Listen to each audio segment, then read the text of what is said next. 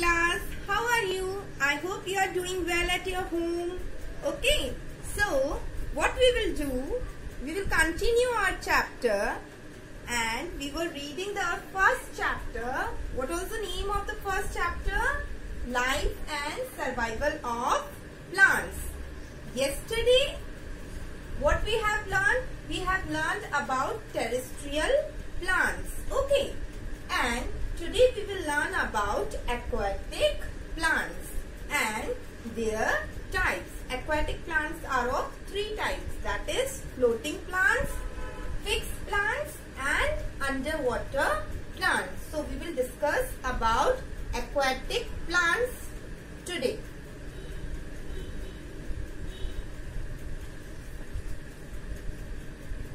So open your page number 4. This is your page number 4 and we will read it out and we will discuss about what are aquatic plants.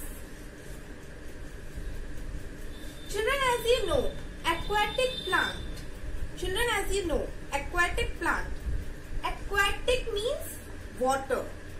So the plants which grow in water, underwater are the aquatic plants. So let us read it out and find it out.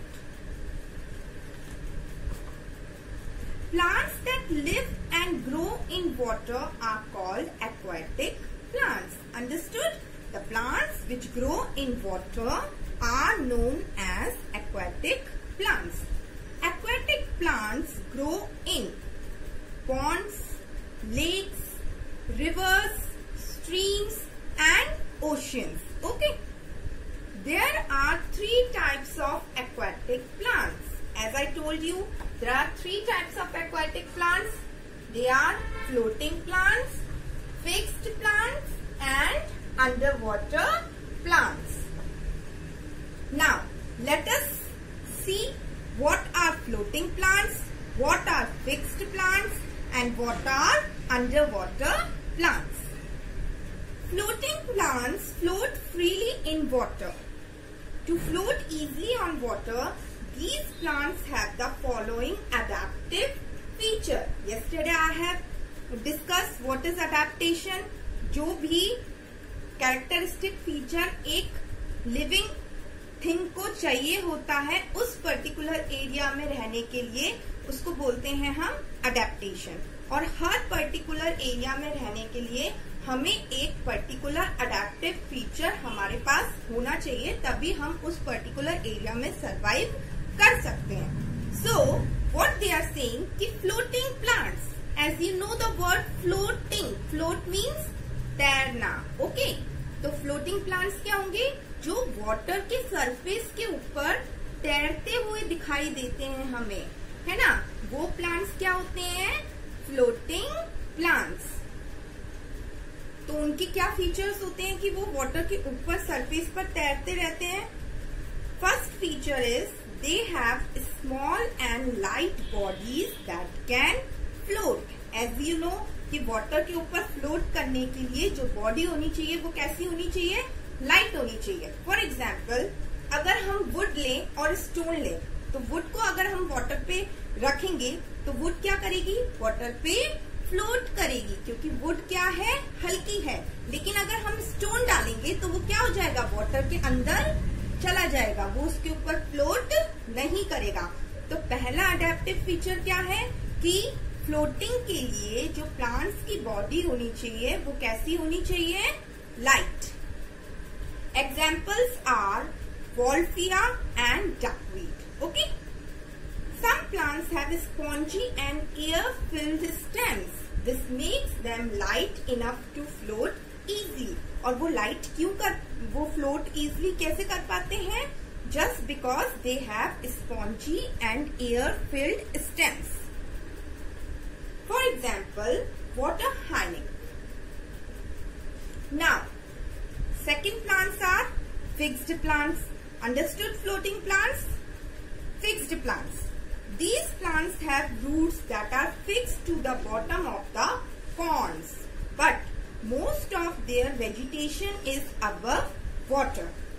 जो fixed है, fixed मतलब एक जगह पर fix.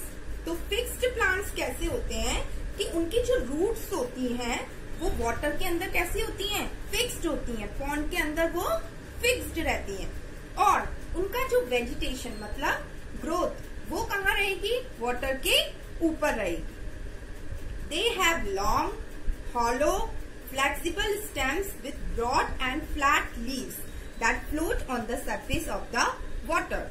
ऊपर फ्लोट करने के लिए उनकी बॉडी कैसी रहेगी, तो उनके जो स्टेम होंगे वो कैसे होंगे, लॉन्ग होंगे, हॉलो होंगे, खाली खोखले, फ्लेक्सिबल स्टेम होंगे ताकि वो इजीली हवा वगैरह चले या पानी का मूवमेंट हो तो वो ऐसे ऐसे फ्लोट हो सके। Broad and flat leaves, broad and flat leaves. Next what they are saying, the upper surface of their leaves have a waxy coating and stomata to absorb air. As we know कि tiny pores are present on the surface of the leaves, जिससे वो breathe करते हैं। Okay, small tiny pores are present on the surface of the leaves. So जो उनकी leaves होती हैं, उनकी जो coating होती है, उनका जो cover होता है वो कैसा होता है, waxy होता है, and स्टोमेटा रहता है ताकि एयर को वो एब्जॉर्ब कर सके, ब्रीथ कर सके और अपने आप को वो ग्रो करे।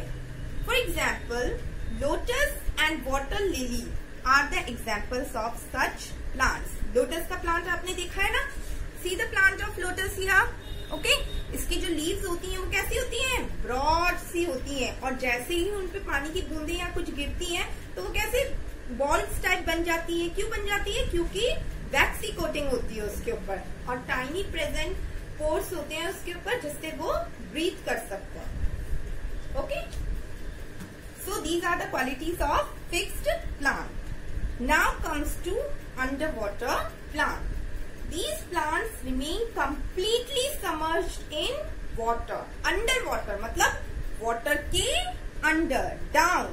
तो ये जो प्लांट्स होते हैं, ये सारे प्लांट्स कैसे होते हैं, पानी के अंदर रहते हैं। Okay, they have narrow and thin leaves and flexible stems that offer little resistance to water currents. उनकी जो लीव्स होती हैं वो कैसी होती हैं, थिन होती हैं, पतली होती हैं, नैरो होती हैं, और उनके जो स्टेम्स होते हैं वो भी कैसे होते हैं, फ्लेक्सिबल होते हैं ताकि वो इजिली वाटर के अंदर अपना मूवमेंट कर सके।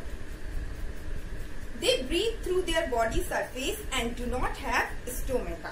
जैसे फ्रॉग क्या करता है, जब वो वाटर के अंदर होता है तो अपनी मॉइस्ट स्किन के थ्रू क्या करता है, वो ब्रीथ करता है ना। ऊपर होता है तो लंग से ब्रीथ करता है, लेकिन जब वाटर के अंदर है तो क्या होगा, एक स्पेशल अडेप्टिव फीचर चाहिए ना अंडर वाटर ब्रीथ करने के लिए। तो इन प्लांट्स के पास क्या होता है, जो इनकी स्किन होती है, उन जो बॉडी सरफेस होता है उससे ये ब्रीथ करते हैं, और क्योंकि इनके पास स्टोमेटा नहीं होता है, they do not have stomata. Hydrilla and tape grass are examples of such plants. जो अंडर वाटर प्लांट्स होते हैं उनमें स्टोमेटा नहीं होता है। टाइनी पोर्स जो उनकी लीव्स पे प्रेजेंट होते हैं, what is the stomata, tiny pores present on the surface of the leaves. तो उनके लीफ पर स्टोमेटा प्रेजेंट नहीं होते हैं। क्यों नहीं होते हैं, क्योंकि स्टोमेटा किसका काम करते हैं, एयर का, है ना, ऑक्सीजन बॉडी को लेने के लिए। लेकिन वो तो अंडर वाटर वाले प्लांट्स क्या कर लेते हैं, अपनी बॉडी से ही ब्रीथ कर लेते हैं, इसलिए उनके अंदर स्टोमेटा नहीं होता, उनकी लीव्स पे स्टोमेटा नहीं होता है। Hydrilla and tape grass are examples of such plants. Hydrilla and tape grass are the examples of such plants. So, your terrestrial plants are completed and your aquatic plants are completed. These both terrestrial means land and aquatic means water. So, land and water plants are completed. In next class, we will discuss about some other plants. Okay? Till then, revise it, read it and understand it. And if you are not able to understand, watch the video again and again. Thank you.